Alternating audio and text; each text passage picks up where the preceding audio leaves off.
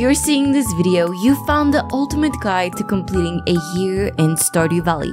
I reached year 3 in a perfection run, but lost all of my progress. I'm definitely gonna restart the run, but felt it might be a good idea to review the basics of completing your first full year. Some of these tips, especially in spring, might seem like absolute no-brainers, but I still get daily comments asking about a lot of this stuff. I marked each season as a chapter in the description below, so if you're looking to start a fresh Stardew Valley farm soon, sit back and enjoy this refresher of my approach to each season, as well as some goals you could set for yourself.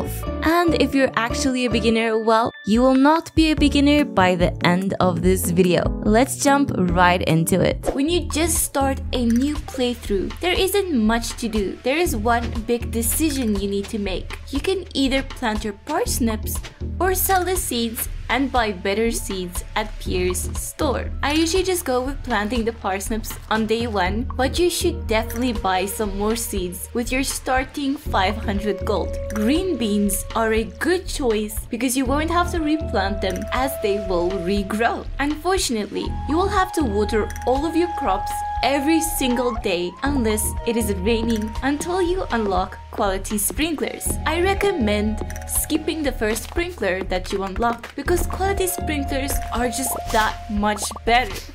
Day 2 is where my playstyle might start to be weird for some people. On day 2, you can get your fishing rod from Willy at his store. Most people spend the rest of the day fishing, but I usually spend the entire day chopping down trees for wood. Because on day 3, I usually try and have enough wood to repair the bridge to unlock the other side. There are tons of beach forageables here, and selling all of these can boost your foraging levels early and make you some money as well. The rest of day 3 and 4, I just spent fishing. I know the fishing mechanic is pretty hard in the beginning, but it gets much easier as you get used to the minigame and as you level up your fishing. On day 5, your parsnips should be ready. You can now harvest them and take them straight to Pierre's store to sell them for immediate gold. Just keep one of them for the community center. Then you should buy at least 1 cauliflower seed, 1 potato seed, and 1 green bean, also for the community center. You can spend the rest of your gold on whatever seeds you prefer. I usually get more green beans. After day 5, if you enter the town just after 8 AM, you will get a cutscene with Lewis about the community center. Don't forget to enter the building and interact with the tablet on the floor. If you don't do this, you won't be able to start finishing the bundles for the community center. You will then get some mail from the wizard on the next day, and he will teach you how to read the language on these tablets. Day 5 is also the day you will get access to the mines, and now your daily routine starts to become more streamlined. I know a lot of people's goals for spring is to make as much money as possible in spring and start summer off with a fat stack, but my goals are a little bit different. I like to try and set up the infrastructure of my farm for future seasons. Based on that, one of my main goals is reaching floor 100 or even 120 in the regular mines in the first season to get the star drop. The star drop will increase your maximum energy, and trust me, after you get a few of these, your energy problems will disappear. So my advice to you is check your TV every single day. If you have either good luck or the best luck possible, head over to the mines, otherwise fish, forage, or get some wood. Before I chat about the mines, let's quickly talk about the community center. The community center starts off with only a few bundles, and as you complete some bundles, then more will become available. Some bundles can only be completed across multiple seasons, and some can only be completed in a specific season. Pay close attention to your community center and make sure to find all of the season-specific items before the next season. Otherwise, you might have to wait an entire year before you can complete the community center. It is important to start working on the community center very early on in your playthrough because it's a lot of work, and starting early will be to your benefit. There are quite a few bundles that you can complete in your first season, and trust me, you'll be quite happy when it's all done, so you don't have to stress about it later on. Another quick tip I can give you is always bring a hoe with you and hit these wormholes for artifacts and get as many geodes as you can. You can quite easily get enough artifacts to donate to the museum to get the first reward, and the reward is 9 cauliflower seeds. And as you know, cauliflower seeds grow in spring, so those are just what we needed. Trust me, getting some free seeds this early on into the game is pretty awesome. I would highly recommend investing in some tappers as early as possible. They cost 2 copper bars and 30 wood to craft. And I made 6 of them really early on into my playthrough. Try and place 1 tapper on each type of tree and then the rest on oak trees. The tapper will extract resin from the trees and you use these resins to craft some pretty useful stuff. You will also need each type of resin for the community center, so you might as well get started with that now. Getting tappers really early is an example of how I try and get everything I might need for future seasons. You just know I will be making as many kegs as I can to make pale ale in summer. About fishing, I like to do something a little bit strange. I actually keep most of the fish I catch in a chest until I reach level 5 fishing. This is a little bit strange, but in the early game, fishing is your main source of income, and if you don't sell the fish, you will be running around with no money. But once you hit level 5 fishing, you can sell all of your fish and they will sell for 25% more, meaning you will have more money than if you just sold them after you caught them. This is a personal preference kind of thing, so you can do whatever you prefer. I will give a quick tip on fishing. Try and get the fiberglass fishing rod as early as possible. The fiberglass fishing rod will allow you to use bait, and trust me, the bait makes a huge difference. Fish will bite much more often, getting you more fish and thus more money. Completing the community center is quite important, with a special emphasis on completing the pantry as quickly as possible so we can start working on our greenhouse. So one of your goals should definitely be to get a silo and a coop up and running before the end of spring. The silo only costs 100 gold, 5 copper bars, 10 clay, and 100 stone to build. Everyone probably knows this by now, but you should only hit grass on your farm with the scythe after you have built your silo, because then it will turn the grass into hay that you can use to feed your animals. If you hit it before you have a silo, it will be completely wasted. The coop costs 300 wood, 100 stone, and 4,000 gold to build. In the early game, that is actually quite expensive to build, but it is extremely important. I would recommend gathering the resources slowly every day until you have enough to build it. To complete the community center, your chickens will have to be fully mature and be quite happy to start producing large eggs. So getting the coop quite early is to your benefit. You need a minimum of 2 chickens, 1 brown chicken, and 1 white chicken. There is a pretty simple trick to make sure you get one of each color. At the top of the screen, it will tell you the color of your chicken. If it isn't the color you need, you just exit and try to buy another chicken. Eventually, you will get the one you want.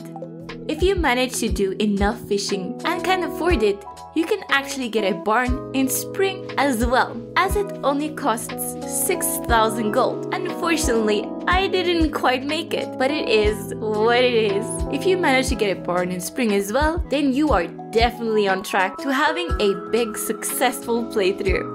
Before I go through some mining tips and tricks, after you have collected some copper ore in the mines, you should definitely upgrade your pickaxe. Once you have reached around floor 40, the rocks and ores will be much harder to mine and require more than 1 hit with your pickaxe. If you have to hit a single rock 3 times before it gets destroyed, you will be using tons of energy just to hit a couple of rocks. So definitely have that goal in mind. Alrighty, it's time to talk about the mines. In the early game, one of the biggest progression blockers is probably the mines and gold. So I usually try and conquer the mines really early into my playthrough so that I can unlock the Skull Cavern. In this playthrough, I only managed to get to floor 100 before the end of spring. I usually try to get to floor 120, but getting to 100 is not too bad because at least we can get our first star drop nice and early into the playthrough. To have good success in the mines, make sure to bring as many forageables and food items that you can for energy and health. In the early game, your energy will prevent you from progressing because you start with such a small amount of energy. Also, remember that defeating enemies costs no energy and defeating enemies has a chance of finding a ladder. So when you enter a new floor, try and defeat all of the enemies first before hitting rocks. You might be lucky and get a free ladder. It will take some dedication, but eventually you will get deeper into the mines. Just take it slow and steady and don't extend. Get as much ore as you can, such as copper, iron, and gold ore. Defeat as many enemies as possible because we will need a high level in combat for something interesting in a future episode. I will say that I got extremely lucky and got a broker, trident, and a treasure chest while fishing. This made it a little bit easier to get deeper into the mines because it's really a step above the beginner weapons. For the community center, I completed the spring foraging bundle, the exotic foraging bundle, the spring crops bundle, the blacksmith bundle, and the adventurers bundle. I donated quite a few items to the other bundles as well. Not too bad, it's a good start. It's now day 1 of summer. This is how my skill levels looked. Not too bad. My farming level is a little bit low, but we will fix that in summer. I won't lie, summer is a stacked season. There are tons of things that you need to do in summer to complete the community center, and we will also be laying a lot of groundwork to make future seasons more successful. My approach to the first year in any playthrough is to set up my farm's infrastructure whilst making sure I complete the community center in the first year and get to Ginger Island before the end of the year. This is how my skills look at the end of summer. I managed to get my farming all the way up to level 9, and my mining and fishing skills are not too far behind. Foraging is a little bit tricky to level, and my combat level is severely lacking, but I can attribute that to powering through the mines, meaning less repeat visits. Alrighty, on the first day of summer, you're going to need quite a few seeds. To complete the summer crops bundle, you need to buy at least 1 tomato seed, 1 hot pepper seed, 1 blueberry seed, and 1 melon seed. Well, you can't just buy a single melon seed because you will need 5 gold star melons for the quality crops bundle. So you should buy quite a few melons on the first day so that you can get a couple harvests in. You also need corn for the quality crops bundle. Thankfully, corn grows over summer and fall, and it regrows, so you don't need that many. Eventually, you will obtain 5 gold star corn. We are not quite done with seeds. You will also need to buy at least 1 sunflower seed for the dye bundle and 1 poppy seed for the chef's bundle. I actually forgot about the poppy before and couldn't finish the community center. It was not ideal, but it is what it is. And lastly, you need to buy at least 10 wheat seeds for the fodder's bundle. There is 1 more crop that you will need to obtain, and it's kind of random. You can only get red cabbage seeds or a red cabbage from the traveling merchant. To increase your odds of finding it, you should come and take a look at the traveling merchant every single Friday and Sunday. Without the red cabbage, you won't be able to complete the community center.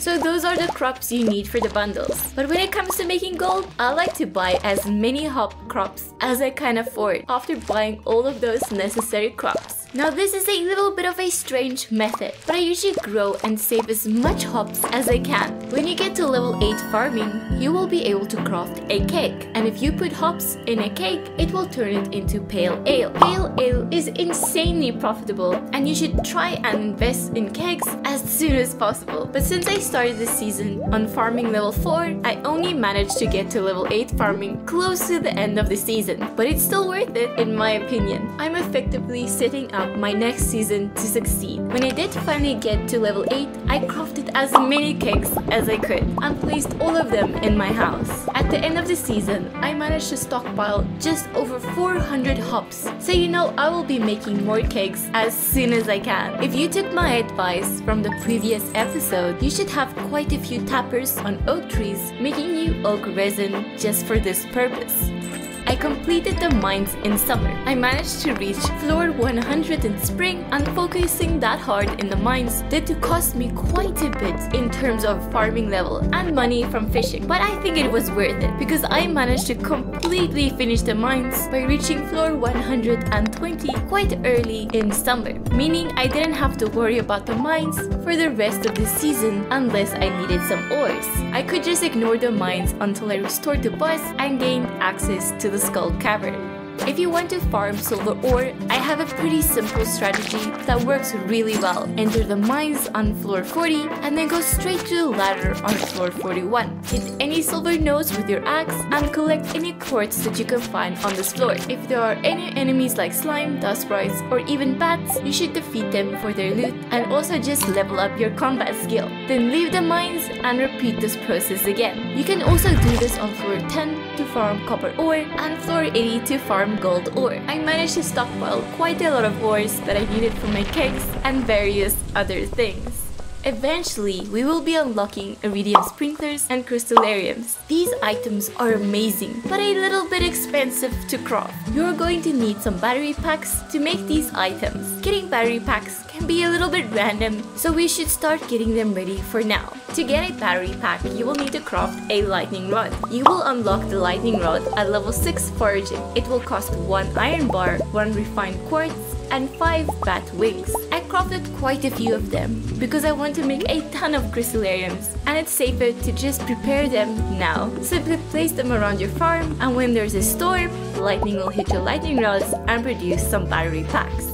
Let's talk about some of the animal goals that are quite important to achieve within your first summer. First, you should definitely try and upgrade your coop to a big coop. The big coop costs 10,000 gold, 400 wood, and 150 stone. It is a little bit expensive, but it is definitely worth it. As soon as you can, you should also buy a duck and put it in your big coop. You can upgrade it to a deluxe coop in full, but if you're doing very well and you're making big money, you can also do that in summer.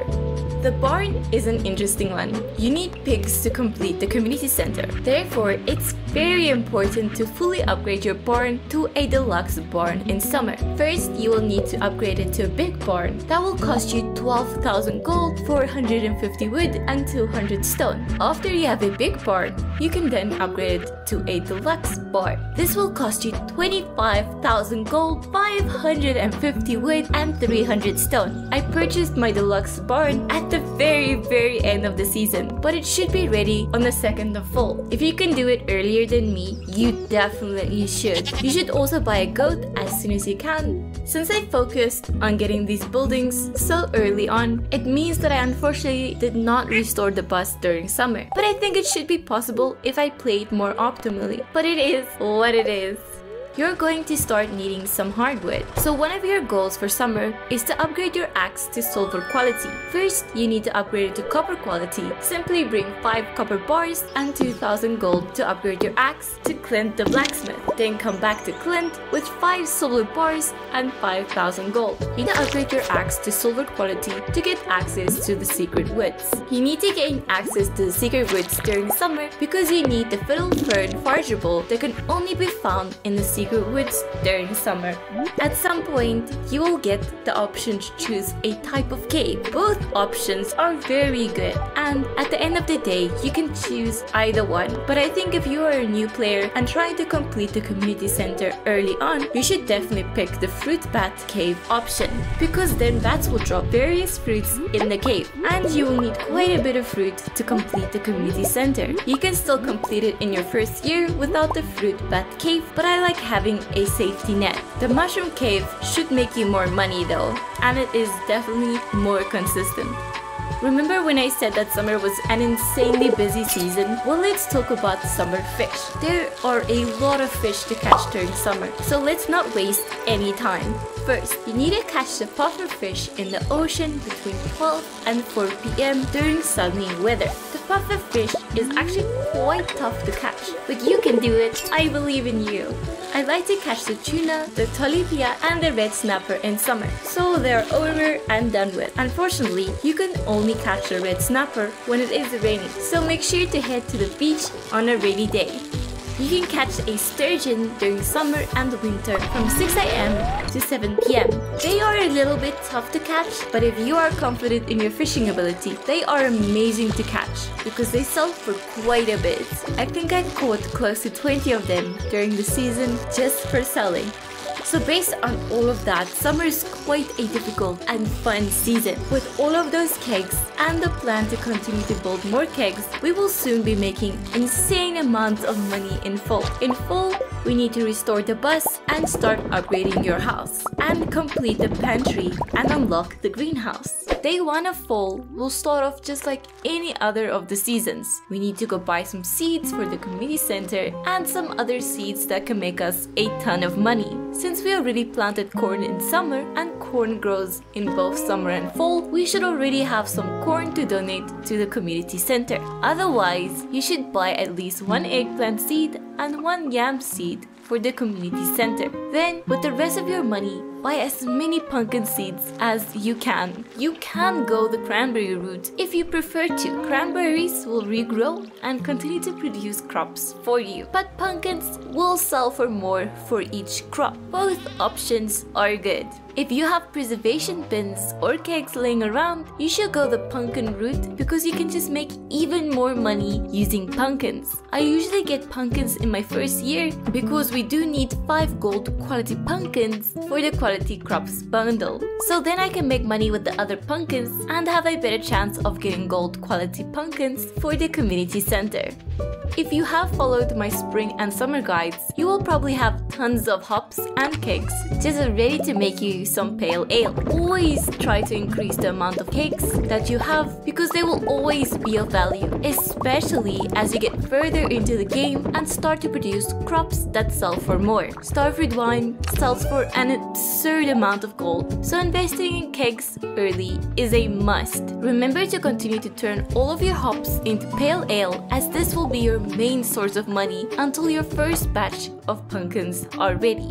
The way I played this playthrough, I have never had enough gold to finish the vault bundle and restore the bus. You can restore it much earlier if you play spring differently. Check out my video on how you can unlock the bus and get to the Skull Cavern within spring while still completing the community center bundles. The link is in the description below. However, I did restore the vault early in fall and unlocked access to the desert and the Skull Cavern. Getting access to the desert as soon as possible is quite important because then we get access to starfruit and iridium ore. The vault bundle will cost a total of 42,500 gold, which seems like a lot, but it's actually quite easy to get if you prepare and fish a lot. Alrighty, let's quickly talk about the fish that you need to catch in fall to complete the community center. Fall is a little bit of a strange one. Most of the fish that you want to try and get in fall for the community center can only be caught when it is raining. So, as soon as it's raining, make sure you are ready to fish for the entire day. Always make sure you have bait and at least a fiberglass fishing rod. Trust me, it makes a huge difference.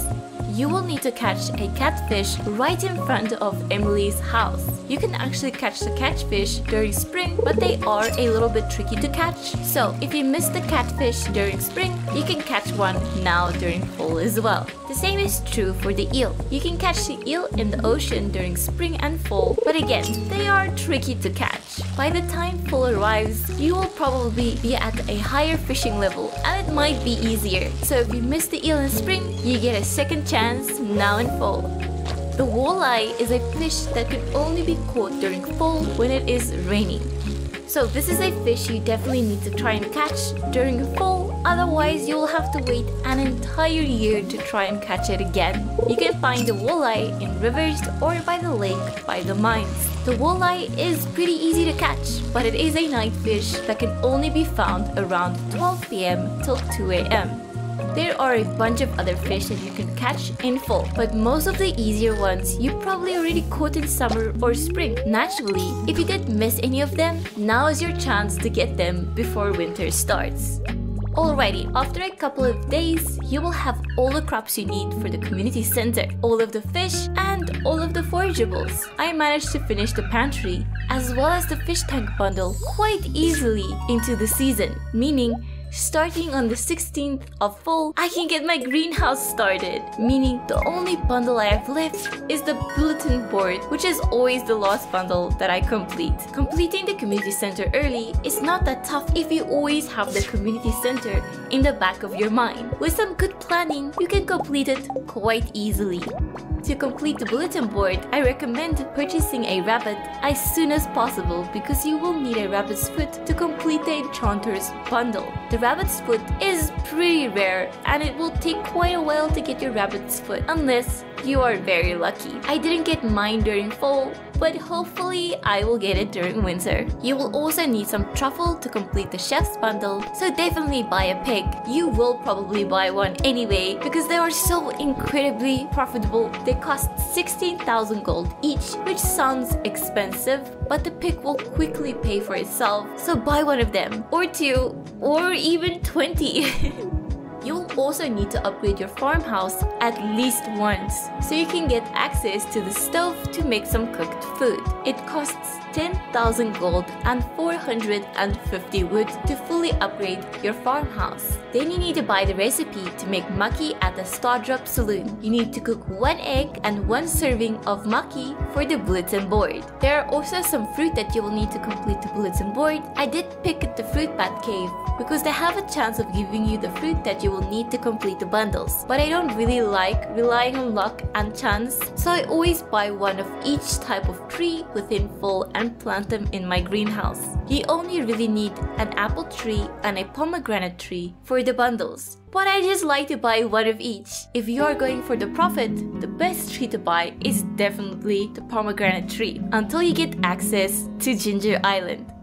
Unlocking the greenhouse before winter is a must, and if you have a good chunk of extra gold, you should always buy as many starfruit seeds as you can. They cost 400 gold per seed, but they sell for a ton, so it's definitely worth it. Each starfruit will sell for 750 gold, but if you turn it into wine, it will sell for 3,000 gold. So yeah, it's definitely worth it. I just filled the rest of my greenhouse with pumpkins because I could only buy that many starfruit seeds. The Skull Cavern. There is a lot to do in fall, but not as much as spring and summer. So, in fall, you can spend a lot of time in the Skull Cavern. I was extremely lucky and found my prismatic shard on floor 40 of the regular mines while I was grinding for coal. Unfortunately, I was not recording at the time, but yeah, it was incredibly lucky.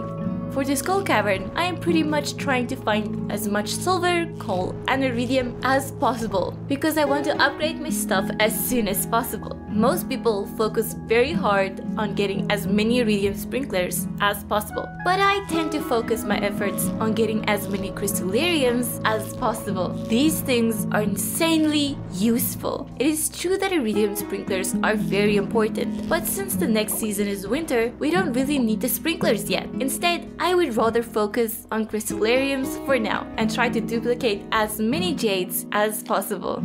Since there are a few bundles that can only be completed in winter, the rest of fall will mostly just be money making and adventures in the Skull Cavern. Just remember to head over to Secret Woods every day to get some hardwood. We are going to need that hardwood in winter. Fall is quite an easy season, especially if we did the previous seasons well. With most of the bundles complete, hopefully we can complete the community center in the beginning of winter and then get access to Ginger Island by mid-winter. By the end of fall, I made a total of 400,000 gold, which isn't that much, but our farm has an established infrastructure and is ready for success. Usually day 1 of any of the other seasons is extremely important because we would want to buy seeds and then plant them immediately, giving time for the crops to fully mature and also giving enough time during the rest of the season to replant and harvest more crops. In winter, your day 1 is actually not that important because if you have been following this guide so far, there are only a few bundles left in the community center for us to complete, and there aren't any crops that you can plant really. We can finally complete the crops room bundle during winter. You will need to find some crystal fruit and the crocus flower randomly as a forageable. For the winter root and the snow yam, you can simply head to the beach and use your hoe on the sand. Eventually, you will get these 2 forageables and then you will have all of the forageables you need for this very easy to complete bundle. Completing this bundle will give you 30 winter seeds. If you do want to plant these winter seeds, you might as well finish this bundle as soon as you can. I usually skip these, but strangely, when you harvest the crops from the winter seeds, you will actually get foraging XP instead of farming XP. So this is a pretty decent method of getting some free foraging XP. By the time winter comes, you should have already finished the fish tank bundle because there are no winter exclusive fish. If you did miss any fish in the previous seasons, you can find the tiger trout in the rivers, sturgeon in front of the mines, sardines and tuna in the ocean, and I'm sure you already have all of these fish. But just in case you missed them, you can catch them now. Now all we have left is the bulletin board. This is usually always the last bundle I have to complete, but strangely, there is only a single winter exclusive item in this bundle. You can find a Nautilus shell on the beach during winter. But the real reason this bundle always seems to take long for me is because of some of the animal products that we need. We need a duck feather and a rabbit's foot. These items are both obtained from their respective animals and both have a very low drop rate. To make your life much easier, don't forget to buy a heater for both your barn and your coop at Marnie's Ranch. The heater costs 2,000 gold, but it's definitely worth it. The animals will not be happy because it always snows during winter and it is cold. Always make sure that your animals are fed. If you don't have the winter grass mod like I do, you'll have to buy hay from Marnie for 50 gold each. I was incredibly lucky. Instead of patiently waiting for the rabbit's foot, I randomly got a rabbit's foot from a serpent in the Skull Cavern. This has an incredibly low drop chance of 0.8%. So rather just get a rabbit as early as possible. Keep it happy and you too will get a rabbit's foot. For the duck feather, do the same and eventually you will get your duck's feather. You may be lucky and even get these items before winter. There were just a few other fruits that I was missing for the community center. I found them in my fruit bat cave, but I did plant one of each type of tree in my greenhouse around the middle of fall just in case I got unlucky with the fruit bat cave. And that is everything you need to complete the community center in your first year. It's actually not that difficult if you are always aware and checking what you need. Usually there was not much motivation to complete the community center, but now it unlocks something amazing, and that is Ginger Island. Luckily for us, the requirements to get to Ginger Island are quite easy, and we should be able to do it quite soon after completing the community center. Once you have completed the community center, Willy will tell you about his old boat that is currently too damaged to be used. Luckily for us, it's quite easy to fix. You will only need 200 hardwood, 5 battery packs, and 5 iridium bars. I might have forgotten to mention this in my previous episodes, but you should be heading to the secret woods every single day to harvest some hardwood. If you are prepared, you can immediately restore the boat, but because I forgot to collect hardwood, my Ginger Island adventures were unfortunately delayed for a little bit. For the battery packs, it's actually not possible to get battery packs during winter unless you have solar panels. That is why it is very important to get lightning rods as early as possible during summer. I think I have like 10 lightning rods, so I had more than enough battery packs. I even made a bunch of crystallariums. Unfortunately, you'll have to prepare this one before winter hits. Just remember to save at least 5 battery packs for Willy's boat. Now it's time for Iridium Ore. Luckily for us, we have a bunch of Crystallariums duplicating jades for us. Pair that with explosive ammo and the slingshot. We shouldn't have any problem with finding iridium in the Skull Cavern. Once you have everything, simply bring it to the back room behind Willy and then sleep. Robin will work tirelessly throughout the night and fix the boat for Willy. Then we can pay 1,000 gold fee to get a boat ride over to Ginger Island.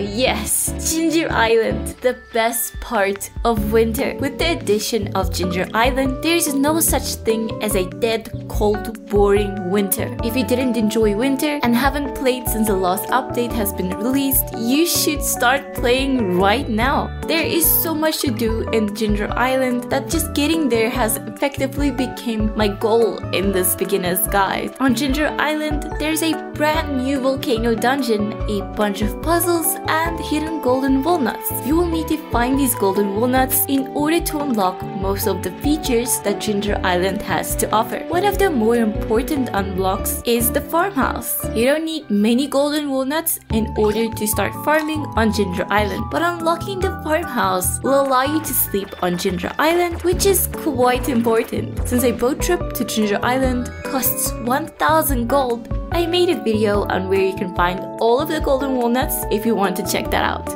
Now the rest of winter, you can pretty much do whatever you want. In this specific beginner's guide, we have prioritized Crystallariums over Iridium Sprinklers because they offer more value the earlier you get them. But once you are happy with the amount of Crystallariums you have, you can start getting some Iridium for Sprinklers. If you already have some Iridium Sprinklers, they won't go to waste during winter because now you can simply use them on your Ginger Island farm. Unfortunately, I don't have any Iridium Sprinklers, so you know what I will be doing during my winter, farming iridium ore at the Skull Cavern. And this is actually a very good use for winter. You can quite easily get enough iridium to make enough sprinklers for your regular farm once spring starts, and for your Ginger Island farm. Since it is winter, we aren't able to buy many seeds to plant on our Ginger Island farm. Luckily for us, we can still buy starfruit seeds from Sandy at the Desert Oasis. We have mini kegs, and these will come in handy paired with our starfruit.